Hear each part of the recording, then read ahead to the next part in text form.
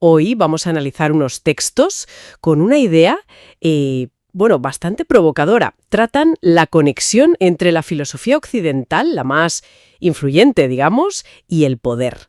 El poder y la conquista a lo largo de la historia. Exacto. La misión es entender cómo, según estas fuentes, claro, ciertas ideas filosóficas podrían haber servido para justificar el dominio y luego contrastarlo con otra visión que proponen, la compasión. Eso es. Tenemos aquí unos extractos, Filosofía, Poder y el Renacer de la Compasión, y también un texto llamado Manifiesto de la Humanidad. Así que, vamos a ello. De entrada, el planteamiento es fuerte. Sugieren que las filosofías que más nos suenan, las más estudiadas, no tienen por qué ser las más pacíficas. Claro. Sino quizás las más convenientes para quien tenía el poder en cada momento. Lanzan una pregunta. Si otras ideas hubieran triunfado, ¿sería el mundo muy diferente? Justo. Y señalan un punto de partida muy claro en estos escritos. Aristóteles. Argumentan que su pensamiento no solo organizó cómo entendemos el conocimiento en Occidente, sino que, cimentó una visión muy jerárquica. ¿Jerárquica en qué sentido? Pues alma sobre cuerpo, lo racional sobre lo irracional, y ojo, también griego sobre bárbaro, hombre sobre mujer, amo sobre esclavo. Una estructura muy definida. O sea que, según esta lectura que hacen, no hablamos solo de filosofía abstracta. ¿Su obra tuvo consecuencias, digamos, muy prácticas para justificar el poder? Precisamente. Su libro, La Política, lo interpretan aquí como una especie de base científica, entre comillas, para dominar a los que consideraban inferiores por naturaleza. Ajá. Y un concepto que destacan mucho es esa idea de la guerra como un arte natural de adquirir. Un medio legítimo, ¿sabes?, para someter a quienes nacieron para ser gobernados, según él, pero se resistían. O sea que la conquista no era algo malo. No. Según esta visión que describen, casi era un deber civilizador. Vale, primera idea fuerte de los textos. ¿Y si parte de la filosofía que vemos como fundamental sirvió en la práctica como herramienta para justificar la dominación? Es incómodo pensarlo. Esa es la tesis central que exploran, sí. Y sostienen que este marco aristotélico, fue usado después por otras estructuras de poder. El Imperio Romano, la Iglesia Católica en la Edad Media y más tarde los imperios coloniales europeos. ¿Para qué? Pues lo ven como la justificación teórica perfecta para expandirse, para la esclavitud, para someter a otros pueblos. La filosofía, digamos, como un pilar ideológico del poder. Entendido. Y frente a esa visión que describen como dominante, ¿qué pasó con otras escuelas? Porque había otras, ¿no? Mencionan estoicos, cínicos, epicúreos. Claro, los textos los ponen justo en contraposición. Señalan que filosofías como la estoica, que hablaba de fraternidad universal, de virtud, o la cínica, con ese desprecio por el poder, la riqueza, Sí. o la epicúrea, buscando la paz interior, la amistad, pues ofrecían poco apoyo para justificar conquistas o acumular poder. No eran útiles para eso, argumentan los documentos. Y por eso quedaron marginadas. En gran medida sí. Quedaron como en un segundo plano frente a la corriente principal que sí legitimaba el poder. La idea que subyace es que el conocimiento que sobrevive a menudo es el que mejor sirve a las estructuras que mandan. Entendido. ¿Y esta dinámica de usar la filosofía para justificar el poder, según este análisis, no se quedó en la antigüedad, ¿verdad? Los textos siguen el rastro hasta hoy.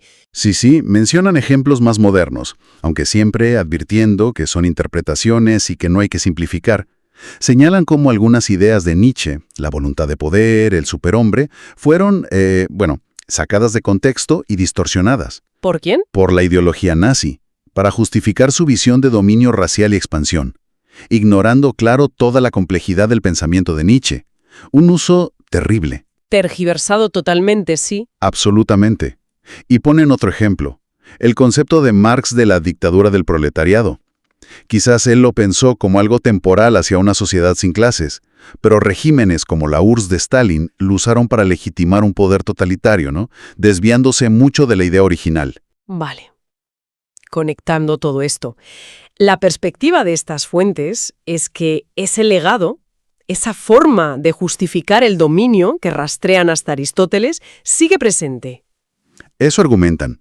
Presentan el colonialismo europeo con su discurso de misión civilizatoria o el destino manifiesto en Estados Unidos, como ecos de esa idea de tener derecho a imponerse. incluso en cosas más recientes. Sí, señalan justificaciones para intervenciones militares como Irak o Vietnam, que usaban lemas como exportar la democracia. Las presentan como posibles ejemplos modernos de esa lógica de guerra justa para civilizar o controlar.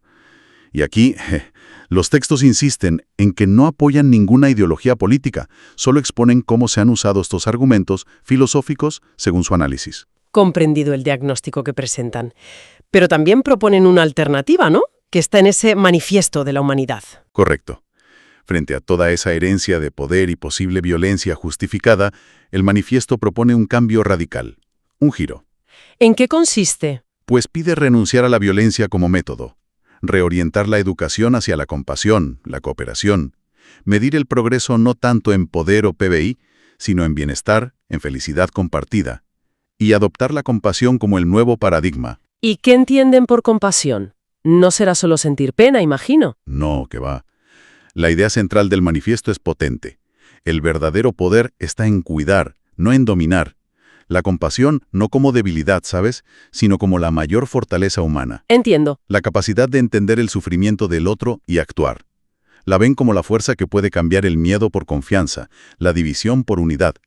Un llamado a vernos como una única familia. Entonces, resumiendo un poco este recorrido por las fuentes, hemos visto cómo argumentan que ciertas filosofías se han usado para legitimar poder y conquista. Exacto. Interpretadas y utilizadas así. Y cómo, en contraste, surge una propuesta fuerte para cambiar hacia un paradigma basado en la compasión activa. Y esto nos deja una pregunta importante flotando, que los textos no responden del todo. Si nuestra cultura bebe tanto de pensadores como Aristóteles, ¿hasta qué punto hemos interiorizado, quizás sin darnos cuenta, una visión que normaliza el dominio o la jerarquía? Es una buena pregunta. El desafío que sugieren es revisar críticamente esas herencias y buscar sabiduría también en otras tradiciones, otras éticas centradas en la paz, el cuidado, la conexión. Parece que los ponen ante una elección. Seguimos con narrativas que, queriendo sin querer, justifican el poder de unos sobre otros. ¿O nos atrevemos a construir sobre la compasión, sobre el cuidado? Plantean que la humanidad no está condenada a la violencia, que puede renacer. Quizá la pregunta última es, ¿a qué tipo de imperio estamos llamados? ¿Uno sobre los demás? ¿O un imperio sobre nuestra propia ignorancia, nuestro miedo, nuestra falta de empatía?